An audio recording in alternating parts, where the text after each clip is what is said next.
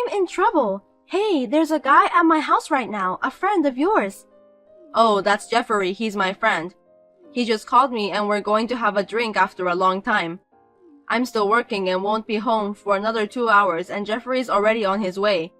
I told him to go home first. Huh? If that's the case, you should have called me first.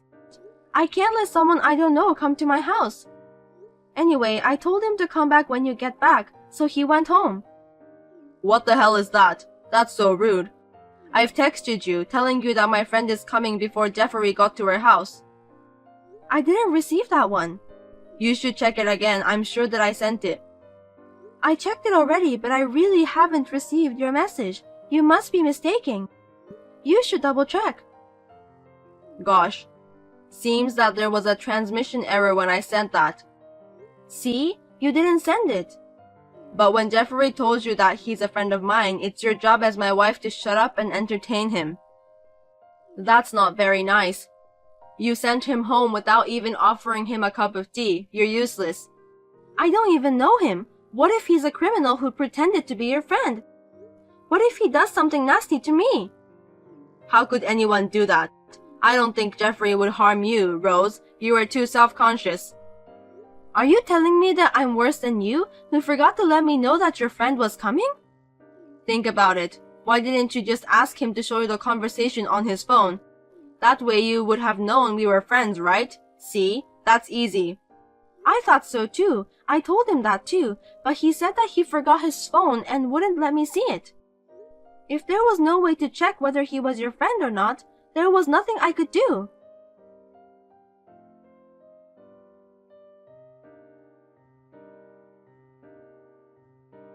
Even after that, my husband kept complaining to me for a while. His friend also treated me as if I were a devil's wife.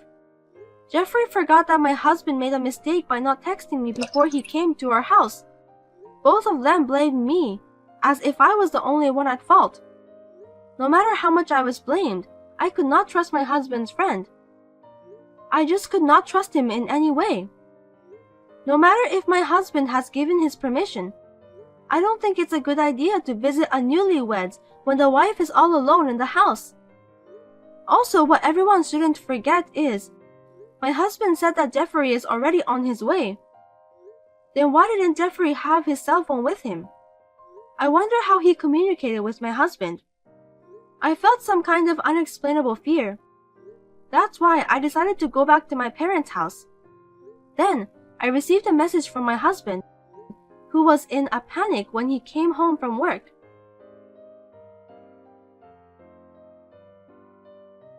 Where are you now?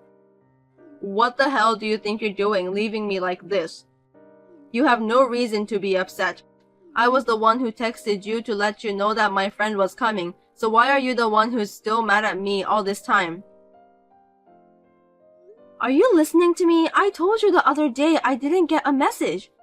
You said there was a transmission error. Don't forget it just for your own convenience. That's why I called you, didn't I? I was trying to make sure that you're okay. You called me? I didn't get that. There you go. You're so full of it. I didn't hear it. I didn't get it. You just forget about it, didn't you? Then why were you trying to text me? You couldn't call me, so you decided to text me, didn't you? I did what I was supposed to do, Rose. You keep telling me about that and you never listen to me.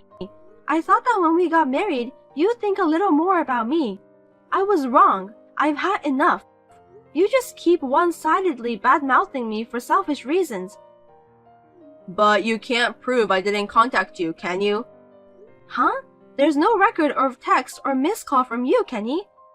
Think about it. How can someone that can be easily erased like that be proof? You're too self-aware. Nobody's after you. That's not what this is about. Yeah, okay. Seems like you're not going to apologize to me. Why should I apologize? You're the one who's sorry, right? I didn't do anything wrong. Then fine, I won't even talk to you. I'm thinking about a divorce. That's what I'm gonna do. Hey, you think you can talk to me so selfishly like that? What the hell do you want? What's your purpose? I beg your pardon? I don't trust you anymore. That's why I said I want a divorce. I don't understand why you're blaming me when I didn't do anything wrong. That's why I told you that my friend, Jeffrey, was going to visit our house. You see, this just keeps going back and forth, so I don't want to talk about it anymore. Even if you did text me, why would you call your friend when you're not home? Because Jeffrey said that he didn't have a place to wait. A place to wait, huh? What a lame excuse. There are plenty of places to wait, such as restaurants and so on. Isn't that crazy? Coming all the way to our house when I was the only one there. Don't say bad things about my friend. Okay, let's say I let your friend come inside. What do you want me and your friend to do? You can just prepare dinner or something, like what everyone does when they have a guest coming to the house. Just serve tea and snacks to him, let him watch TV and make him feel like home. You want me to cook dinner for a stranger? Yeah, what's wrong with that? It's not that hard, is it? That's what a wife is supposed to do. Likewise, if my friend came over, would you serve her dinner? I would if she's your friend. I'll say serve her tea too. Then what if that friend of mine is actually a criminal who just lied to you? You don't have to worry about that. You've never had a friend visiting you in the first place. Anyway, do you really have a friend? That means when the person says that she's your friend, I'll know right away that she's trying to deceive me. Kenny, do you realize that you're contradicting yourself? Huh? I'm just stating about the common sense. You're just being too logical and difficult. Also, you're trying so hard to justify yourself. No, I think I'm just talking plain and simple. That's your common sense. I'm different from you and I'm not that complicated. Then divorce me because I can't be with someone who doesn't value my common sense. Huh? Why are you talking like that? That's so extreme. If that's the way you're talking right now, then yes. But divorce over something like this is overreacting, right? You should think twice. I thought so too. We'd get into trouble over something as trivial as this, you know? I can't continue our marriage to someone I can't have a proper conversation with. I'll report this to your parents too. You think you can do such a selfish thing? I'll forgive you now, so don't make any more trouble and come back. Forgive me? I'm not going back to our house. You have until tomorrow to decide whether you're going to apologize or divorce me. If you don't apologize, let's have a divorce. That's right. I just remembered. Jeffrey was at our wedding. What? What are you talking about out of the blue? We knew each other. He was at our wedding, so he knew you too. That's why he wasn't a stranger. What do you think you're talking about, Kenny? Do you know how many friends you invited to our wedding? There were a lot of people and most of them were your colleagues. How could I remember the face of someone I met only once at the wedding? Don't be so heartless. Jeffrey was there to celebrate our marriage. Do you remember the faces of even one of my friends? Would you recognize them if you saw them on the street? What's wrong? Did you just ignore me because you don't remember any of my friends? Are you just going to forget every single thing that you think is inconvenient for you? Jeffrey is really my friend. Even if I did remember him, it doesn't mean that Jeffrey is my friend, okay? We have never talked to each other. I don't want to spend a few hours alone with a stranger. I don't care even if you ask me to do it for your sake. He's a friend of mine. Why can't you just be nice to him for my sake? If you can't even do that, that's very selfish of you. It's okay that this time it was a friend, but what if the person was my boss? That could affect my promotion.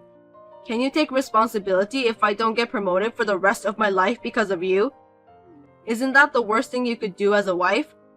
Okay, let's say that the person was a criminal.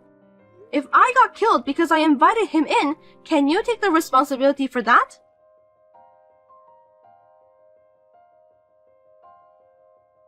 Kenny didn't reply to me. Well, I guess he can't answer that because he has never thought about that possibility. Seems like the divorce is not moving forward. Maybe I should ask for a lawyer.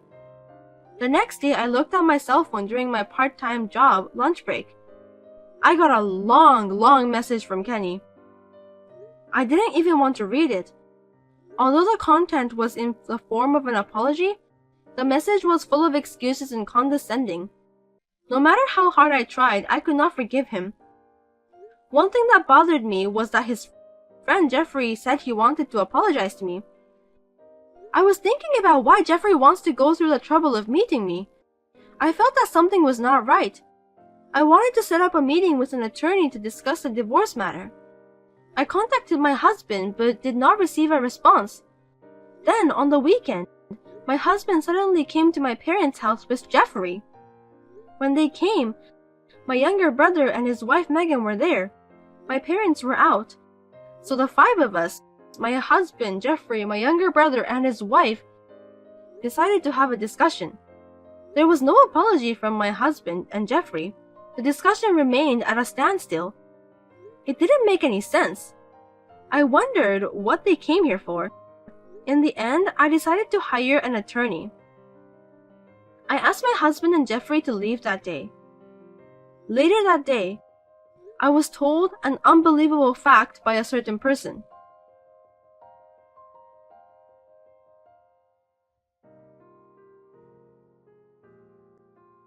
What are you waiting for? All you have to do is get a divorce. You're the one who made things so complicated. What's wrong with you all of a sudden? This is between me and Kenny. It's none of your business, Megan. Of course, it's also my business. I want to marry Kenny as soon as possible. Seriously, what are you talking about? You are my brother's wife. I found out when I visited your house last time. I realized that I was married into this family to meet Kenny. I felt like it was my destiny to be together with him. You're also insensitive, aren't you? Kenny is very fond of me, so he's mine already. He said he'd remarry me as soon as he divorces you. Just go ahead and tell Kenny is not at fault. Well, he doesn't love you anyway. Then you can get a divorce with a clear mind, right? Kenny may feel refreshed, but I don't. If he doesn't love me, then why is he arguing about the divorce? He can just do it straight away if he wants to. Kenny is a smart guy. If he admits that he's at fault, you have to pay alimony, right? He said he doesn't want that to happen. That's not smart. That's just being petty. So since he doesn't want to pay for alimony, he's just going to keep on complaining. I'm appalled. What about Jeffrey then? It's just not right that he keeps popping up multiple times. He has nothing to do with this, so why is he acting like he's a part of this matter? I'll tell you what I think. Jeffrey loves you. Huh? He fell in love with you when he saw you at the wedding. But he gave up on you because you're his friend's wife. But when he and Kenny were having a drink together, Kenny told him that he wanted to divorce you. When he heard that, Jeffrey's love for you had got stronger than before. I'm happy for you. So you and my husband took advantage of that. Well, that's what it comes down to, but it doesn't matter, does it? The truth is that the day Jeffrey went to your house, I got proof of the affair and tried to use it for the divorce. But Jeffrey chickened out at the last minute. Since you turned him away, the whole plan got screwed up. You're just playing hard to get. Do you even know what you're talking about? You're saying that you're trying to take advantage of your own friend. That's very inhuman. It's okay because nothing happened, right? It would have been fun if something had happened. That's not the point. Do you even care about other people's life? If that had happened, Jeffrey would have been arrested by the police.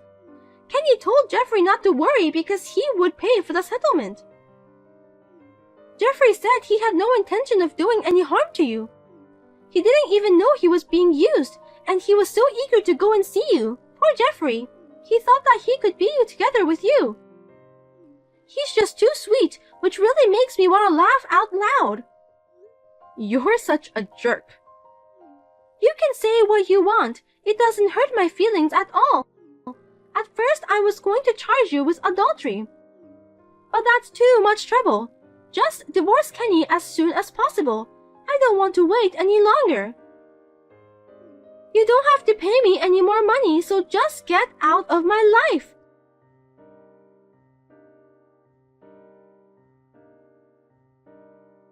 When Megan contacted me, a chill ran down my spine. I felt as if I were frozen by her curse. It was all planned. I have no trust in my husband anymore. He is more of a stranger to me now. I'm afraid to stay in the marriage any longer, and I don't want him to come up with another nasty plan. I decided to consult an attorney immediately. I was confused with a mix of anger and disappointment. Once I realized that it was a setup, I completely switched myself to an anger mode. I swear that I will not be defeated. Let the war begin from here on.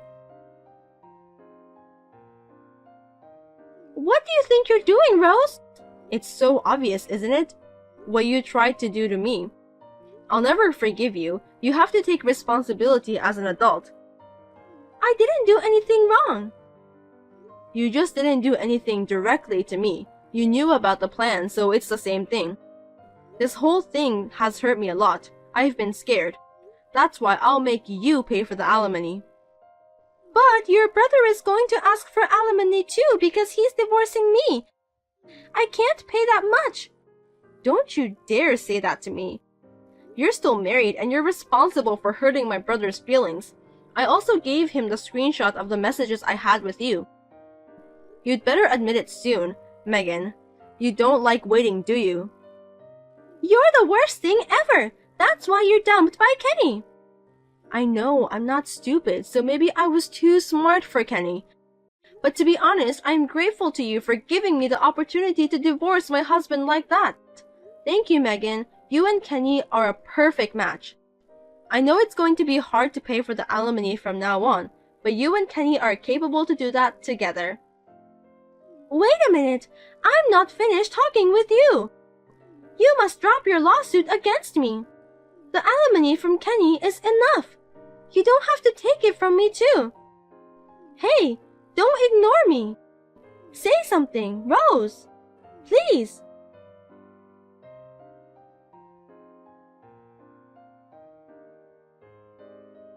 That terrible plan was exposed. Kenny and I, Megan and my brother were able to divorce rather easily. My brother and I sued Kenny, Megan, and Jeffrey for alimony. The three of them kept blaming each other. They showed no signs of remorse for what they had done. They are really shabby people. The attorney thought they were malicious and demanded a substantial amount of money for compensation. If they did not comply, they would go to court and content-certified letter will be sent to each company they are working for.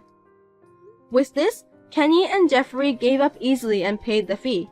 Megan, who was a housewife, had no way to pay the fee, so she was complaining, but her parents shut her up.